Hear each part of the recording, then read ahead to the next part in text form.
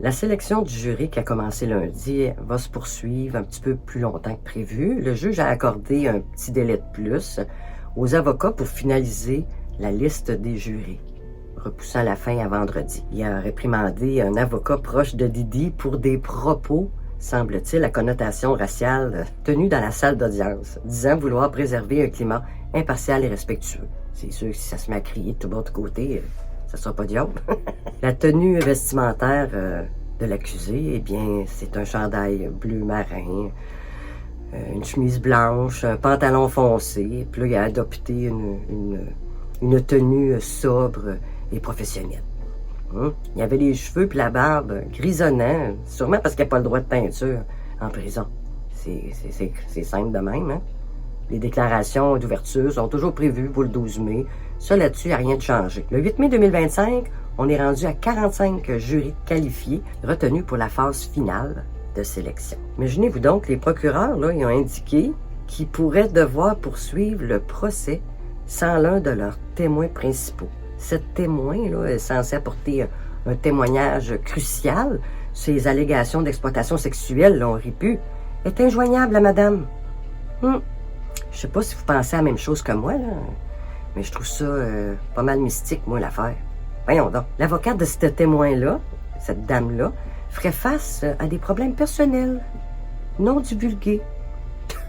Hey, malgré là, toutes ces incertitudes-là, il y en a 3 victimes là, présumées, dont Casey, qui devrait témoigner. Hein? Dis-je bien, devrait. Parce que là, on ne sait plus, là.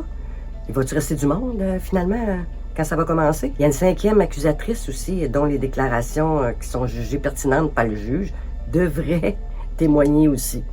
En tout cas, pour ma part, après avoir reçu autant de plaintes, avoir vu autant de preuves, sans parler de l'implication du FBI là-dedans, là, c'est pas anodin.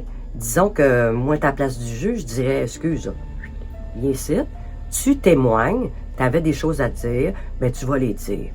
That's it, that's all. Là, je vais vous parler de l'identité de la dernière plainte qui a été portée contre Didi en 2024.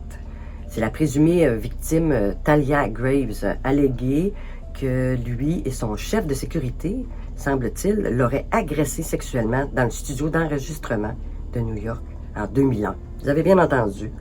Elle dit qu'elle avait 25 ans, Didi puis Joseph Sherman, le gars de sécurité, ils l'ont entraînée dans le studio d'enregistrement Bad Boy Records, sont allés la chercher avec un véhicule, un VUS, véhicule utilitaire sport, et lui aurait donné quelque chose à boire pendant le trajet. Puis elle se serait réveillée ligotée au bureau, dans le salon, au studio d'enregistrement. Il l'aurait agressée sexuellement, il aurait frappé la tête sur une table de poule, il aurait ignoré ses cris.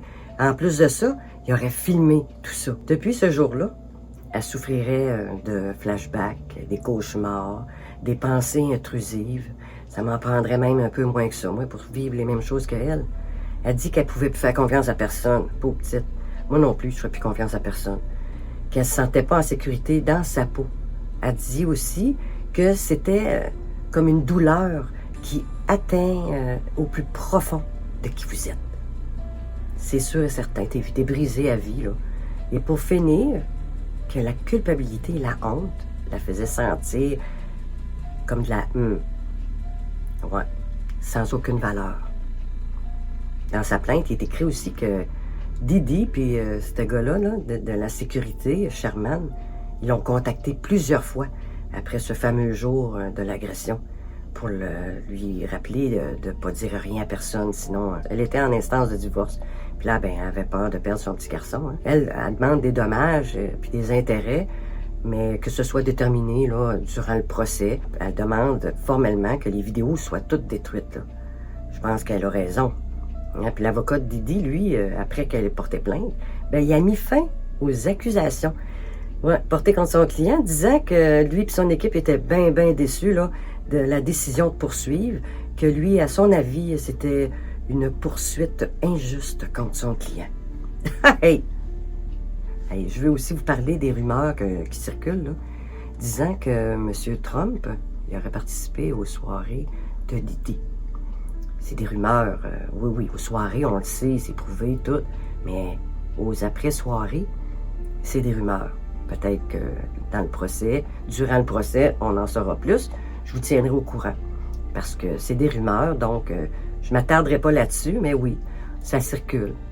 Je vais suivre ça pour vous. Il y a un autre point que je veux vous rappeler, c'est que durant la campagne électorale de Trump, on a beaucoup entendu parler de son alliance avec les rappeurs pour séduire les jeunes hommes noirs. Moi, je m'en souviens, puis je suis pas tellement ça.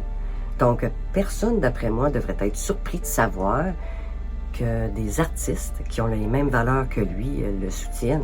Ou autrement dit, qu'un genre critiqué pour promouvoir la dégradation des femmes noires, comme le hip-hop, soutienne un candidat qui semble défendre les mêmes valeurs qu'eux. Disons que Trump a plutôt un historique de dénigrement des femmes noires qu'il précède, mettons. Il aborde des politiques, puis un discours connu pour subjuguer les Noirs. Ça, je l'ai remarqué aussi.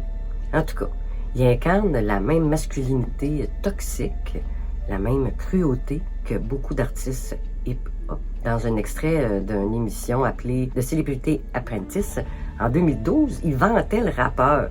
Il a fait des commentaires sur Diddy qui a attiré mon attention, là. Je disais, ben voyons donc. Aussi, dans cet extrait-là, il y a Audrey Odé, candidate de la saison 5, qui a vanté sa collaboration avec Diddy au sein du girl group Danny en l'an 2000, disant qu'il l'avait bien initié au monde des affaires. Lorsqu'elle avait refusé d'en dire plus sur Diddy, ça a comme incité Trump à défendre Diddy. Il a dit, moi j'adore Diddy, là, puis je sais que c'est un bon gars, c'est quelqu'un de bien. Et là, on a demandé à Aubrey, est-ce qu'il est vraiment quelqu'un de bien? Savez-vous ce qu'elle a répondu? Je ne veux pas répondre à cette question. Pourquoi? Le 16 mai 2024, là, quand il s'est fait arrêter, elle a réagi avec tellement d'émotion sur ses réseaux sociaux, puis elle a exprimé que sa situation-là, j'espère qu'elle va marquer un tournant tant attendu. C'est quoi qu'elle voulait dire par là? Puis vous autres, c'est quoi vous pensez que ça veut dire, ces paroles-là? Y a-t-il des choses qu'on ne sait pas, qu'on devrait savoir sur toutes les célébrités là qu'il y a à Hollywood? Ben, moi, je pense que oui.